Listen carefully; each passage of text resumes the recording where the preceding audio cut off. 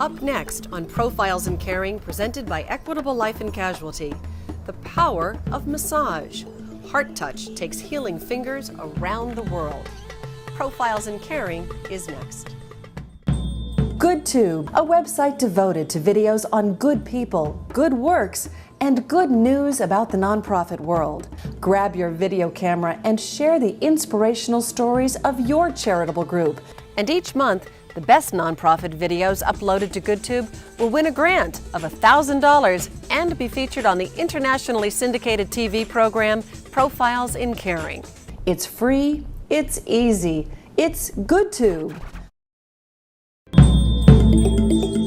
The following Profiles in Caring is made possible through generous support from Equitable Life and Casualty, committed to caring. Welcome to Profiles in Caring. I'm Kimberly Perkins. We all know how good a massage feels, but can a massage actually heal the sick or bring life-changing love to an AIDS orphan? The folks at Heart Touch say emphatically yes. Doug Jardine has the story for us from Los Angeles. Kimberly, welcome to beautiful Southern California. You know, we're told we can't really have fun till the sun goes down on Santa Monica Boulevard. America told us that Ventura Highway is always in the sunshine, and I'm on the street that's probably the most famous of all today in Los Angeles, Sunset Boulevard. But what's happening here has nothing to do with music and everything to do with touch. For the next half hour, experience the magic that is Heart Touch Massage.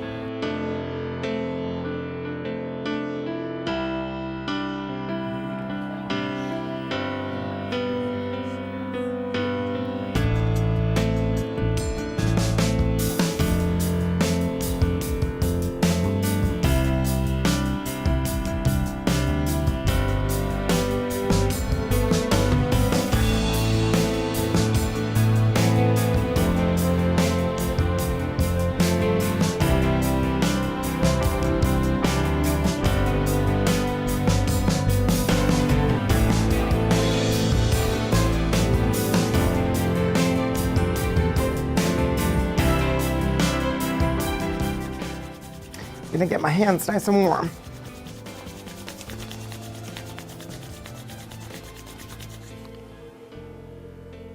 Wow. It's like fire.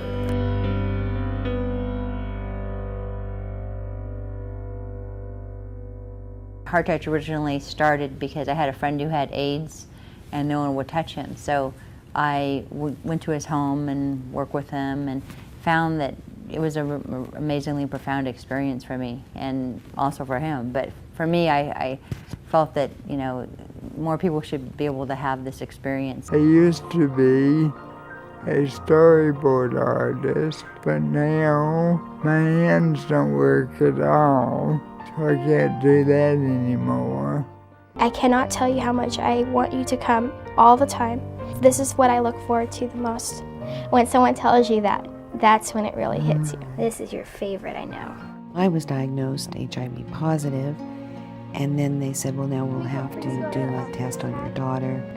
She was HIV positive as well. My daughter had contracted the virus through birth. I was 9 years old when my mom told me that I was HIV. It's such a shock all the time to know that you have a disease that could take your life.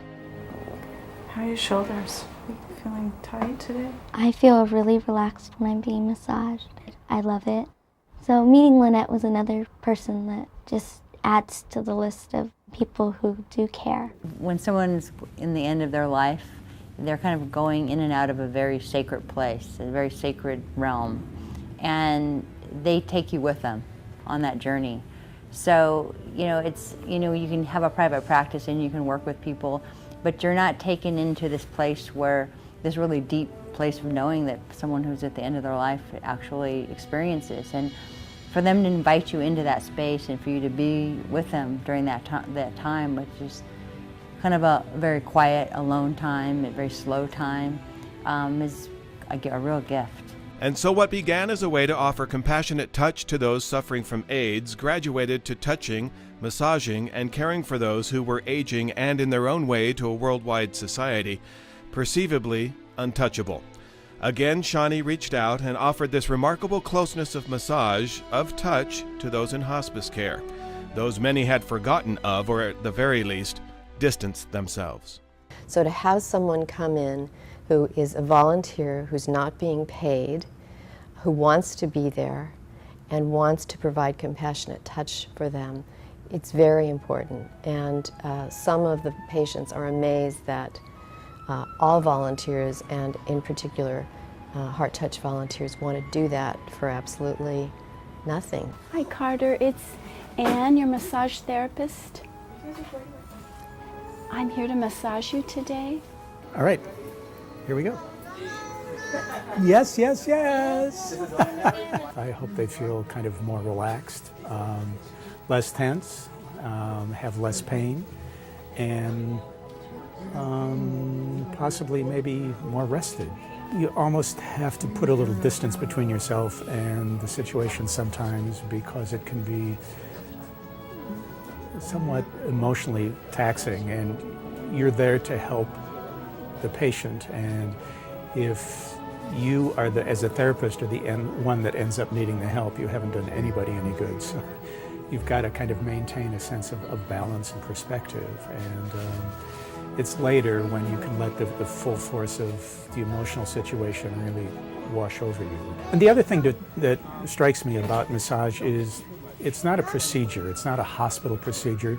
The children always have the option of saying no. Alexis last week decided he didn't want a massage, which is fine. And I really believe that especially sick children, when they are very compromised and having lots of routines and lots of sticks and lots of food and lots of pills and things that they have to do, that this is something that really just feels good to them. And they can refuse it also. This is a treatment in the hospital that they can refuse, so it's nice to have the power of being able to decide what you want and what you don't want, which I think is really a very helpful thing for these kids.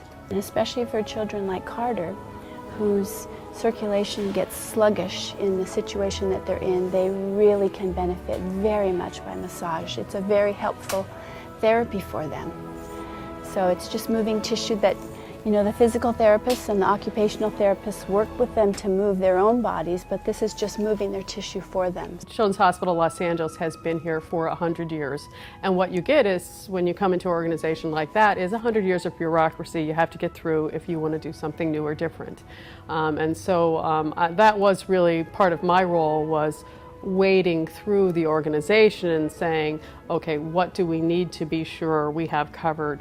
We have a policy and procedure for this. We have the correct qualifications for the massage therapists. We do background checks on them and make sure that everything is safe and that their intentions are good in coming here to be a massage therapist. When Profiles in Caring continues, the neonatal intensive care unit at Children's Hospital, as we continue with the power of touch.